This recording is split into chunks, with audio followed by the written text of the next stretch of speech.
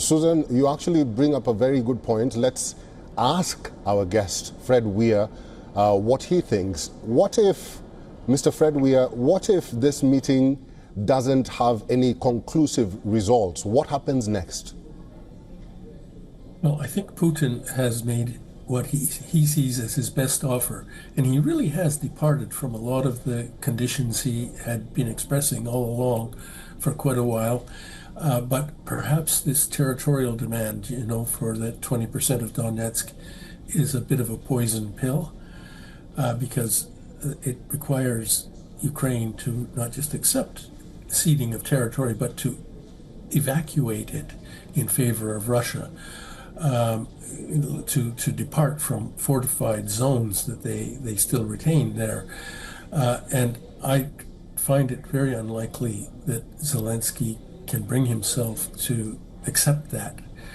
And if he does not, then there won't be any deal, there won't be any trilateral summit on Friday, and that may be what Putin even hopes. I mean, I don't know what's in Putin's mind, but he is winning on the battlefield, and he certainly perceives that he is.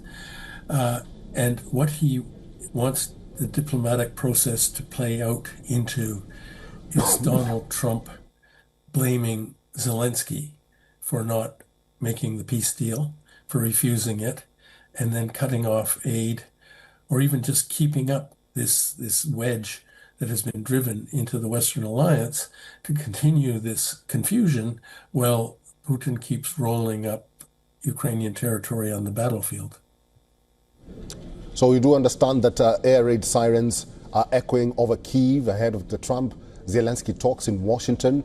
We are getting live visuals from the White House. We do expect the man of the moment, which is Ukrainian President Volodymyr Zelensky, to make his way at the White House. And this meeting, this much anticipated meeting between European leaders, President Zelensky and President Trump, will be underway in a short while from now.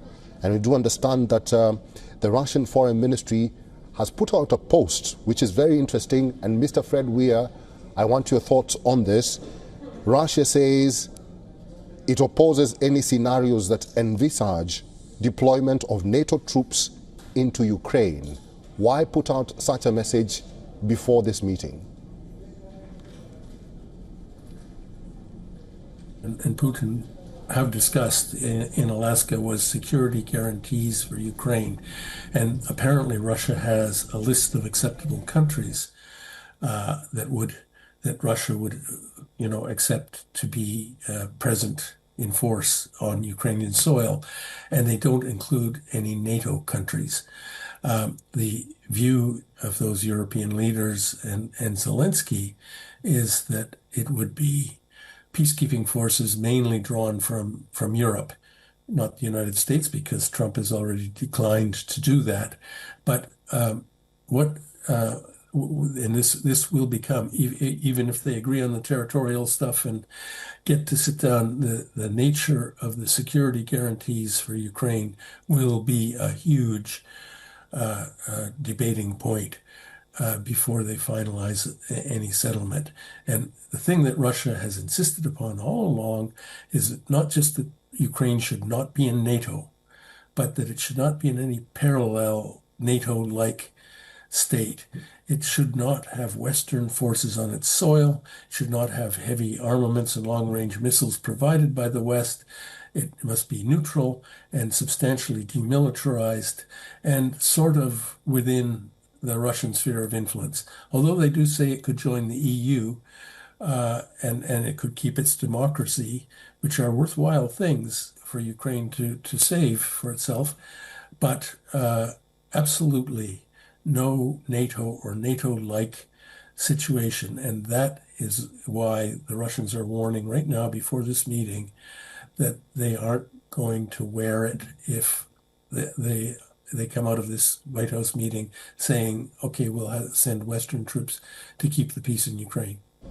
Mr. Weir, still on that point, why is it I see it as very interesting that this Article 5-like agreement or guarantee has been much talked about by European leaders and also President Zelensky and also President Trump. Why do you think this Article 5 is an infringement or it's a cause of concern for Europe and also Ukraine?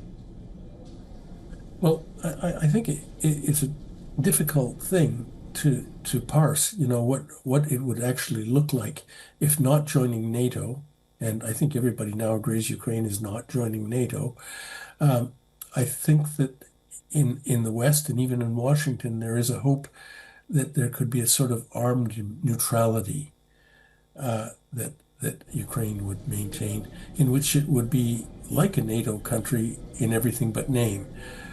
So I think this is a serious issue that that requires clarification, probably down the road. If they can hammer out terms of a peace settlement, and Zelensky will swallow this poison pill. It's not a very big one because they are going to lose those territories, that 20% of Donetsk, within the next few months anyway. If he can, then we're going to see a real tough meeting where these issues get hammered out. Mr. Fred Weir, stay with us. This is live at the White House. Any moment from now, we are expecting the man of the moment, Ukrainian President Volodymyr Zelensky, to be received by President Donald Trump at the White House. And it will be interesting to see what the President of Ukraine will be wearing, because he will forego the traditional suit and he will wear his much talked about fatigue, military fatigue. So the leaders who have already arrived are the NATO Secretary General, Mark Rutte, EU President Ursula von der Leyen, French President Emmanuel Macron, German Chancellor Friedrich Merz. We also have Finnish President Alexander Stubb, Italian Prime Minister Giorgia Meloni, and several other leaders have been received at the White House by Monica Crawley, the chief of protocol, who received some of these European leaders. Now focus shifts at the lawn of the White House for Volodymyr Zelensky, who's the president of Ukraine.